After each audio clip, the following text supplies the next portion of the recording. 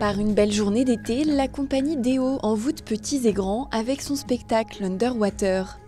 Un moment suspendu au cœur de la forêt, juste derrière le château de Clermont, pour fêter cette dernière journée du festival Clermont en Seine.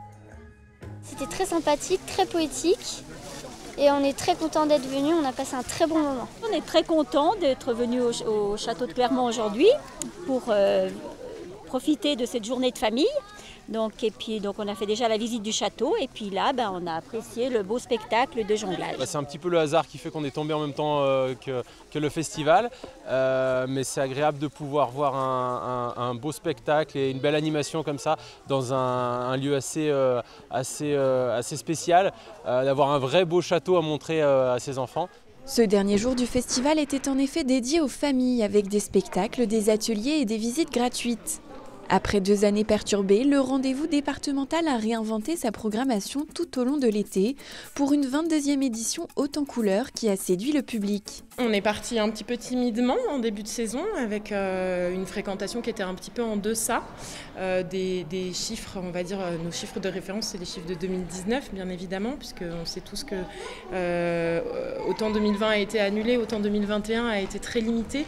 On est reparti timidement pour arriver en fin de saison à 90-92% de remplissage, ce qui revient au chiffre moyen de 2019.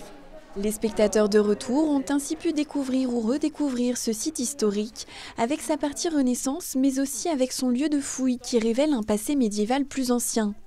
Après le festival Clermont en Seine, la programmation se poursuit jusqu'à l'automne pour donner envie aux curieux de pousser les portes de ce monument aux nombreux secrets. C'est pas complètement fini au château pour la partie de ce qui est du spectacle vivant, puisque le week-end prochain, on accueille l'association Renaissance, qui est une association clermontoise qui propose un spectacle de théâtre amateur qui s'appelle Fantomez-vous.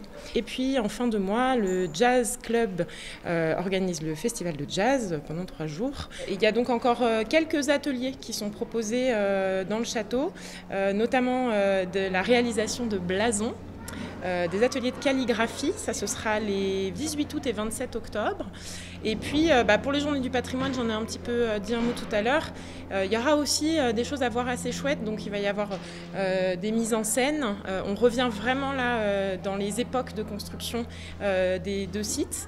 Tout le programme des spectacles et des animations est à retrouver sur le site et l'application Haute-Savoie Expérience pour passer encore de beaux moments de culture et d'histoire à Clermont en Genevois.